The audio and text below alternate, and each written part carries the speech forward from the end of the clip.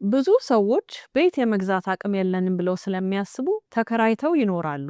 ነገር ግን እውነተኛ ምክንያት ቤት የመግዛት አቅም ስለሌላቸው አይደለም። ትክክለኛው ምክንያት ባለማወቅ ነው። ከየት መጀመር፣ ማንን ማመን ወይም በአቅማቸው ልክ ምን አማራጭ እንዳለ ባለማወቃቸው ነው። በእነዚህ ምክንያቶች ወደፊት ከመራመድ ይልቅ አንድ ቦታ ረግጠው ይጠብቃሉ። ከተከራዮች ጋር በርካታ ውይይቶችን አድርጌ ያውቃሉ። ብዙዎቹ ቤት ለመግዛት የሚያስችል አቅም ላይ አይደለንም ይላሉ።